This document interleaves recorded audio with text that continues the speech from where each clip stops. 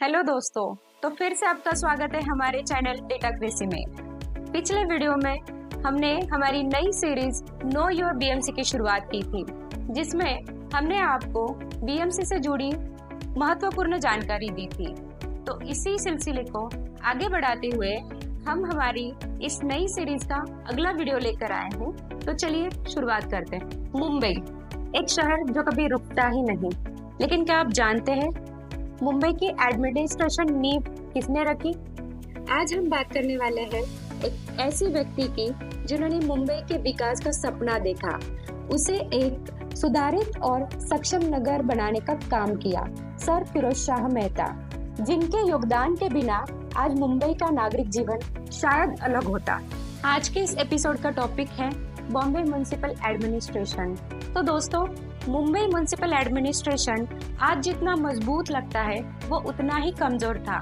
सन 1805 में civic administration एक court of पेटी सेशन के अंदर थी, जिसमें ब्रिटिश अधिकारी फैसले लिया करते थे और जिसका असर ऐसा हुआ कि शहर की सफाई, जल प्रबंधन और व्यवस्था पूरी तरह से नाकामयाब रही। लेकिन ब्रिटिश एडमिनिस्ट्रेशन ये समझ चुकी थी कि मुंबई शहर को अगर व्यापारिक शक्ति बनाना है तो उसे सुधार की जरूरत है। इसीलिए सन 1865 में एक नया कदम उठाया गया, एक फॉर्मल म्युनिसिपल कॉर्पोरेशन बनाया गया, जिसमें सर आर्थर क्रॉफोर्ड को पहला म्युनिसिपल कमिश्नर बनाया गया। The game changer, Bombay municipal act सन 1872।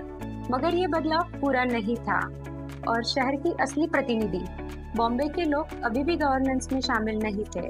और तब आते हैं हमारे hero sir Firoz Shah Mehta. Sir Firoz Shah Mehta एक ब्रिलियंट वकील, देशभक्त और विजनरी लीडर थे। उन्होंने ब्रिटिश सरकार को समझाया था कि एक बेहतर नागरिक प्रशासन तभी संभव होता है जब लोकल लोगों को उसमें भागीदारी दी जाए। और इसी वजह से उन्होंने बॉम्बे एक्ट नंबर 3 सन 1872 लिखने में मदद की, जो आज बीएमसी का फाउंडेशन माना जाता है। ये वो दिन था जब बॉम्बे एक ब्रिटिश कॉलोनी से सेल्फ गवर्निंग नगर बनने की तरफ बढ़ने लगा। Sir Firoz Shah Mehta, the architect of Bombay self governance. Sir Firoz Shah Mehta सिर्फ एक कानूनी वकील ही नहीं थे, बल्कि विजनरी थिंकर भी थे। उनका मानना था कि अगर नागरिक शिक्षित होंगे तो ही गवर्नेंस सुधरेगा। इसीलिए उन्होंने बॉम्बे क्रॉनिकल अखबार की स्थापना की, जिसमें ब्रिटिश शासन की निंदा भी होती थी और बॉम्बे नागरिकों को जानकारी भी मिलती। उन्होंने सिर्फ बॉम्बे के म्युनिसिपल कॉर्पोरेशन का गठन ही नहीं किया, बल्कि इंडियन नेशनल कांग्रेस के स्थापना में भी योगदान दिया।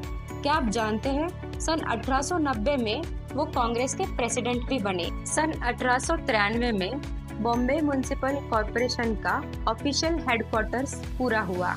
तब सर फिरोज शाह मेहता के विजन को एक नया रूप मिला और वही बीएमसी बिल्डिंग जो आज भी मुंबई का एक आइकॉनिक लैंडमार्क है।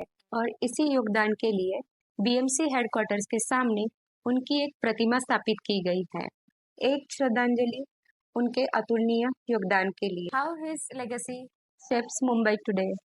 आज जो बीएमसी मुंबई के सड़कें, पानी, सिविक फैसिलिटीज का ध्यान रखती है, वो कहीं ना कहीं सर फिरोज शाह मेहता के सोच का ही परिणाम है।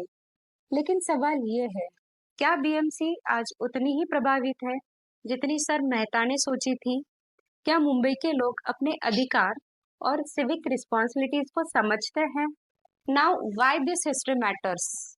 सर फिरोज शाह मेहता सिर्फ एक नाम ही नहीं, एक सोच है, एक ऐसी सोच जो सुधारित शहर की कल्पना करती है। जब भी आप बीएमसी के किसी भी सेवा का उपयोग करें या नागरिक हक के बारे में बात करें, तो याद रखें, इसकी नींव विजनरी फिरोज शाह मेहता ने रखी थी। अगर आपको ये वीडियो पसंद आया है तो लाइक करें, शेयर करें एंड हमारे चैनल को सब्सक्राइब करें। तो दोस्तों, क्या आपको लगता है कि आज भी हम बीएमसी का सही उपयोग कर रहे हैं? तो कमेंट्स में अपनी राय दें और मिलते हैं नेक्स्ट एपिसोड में।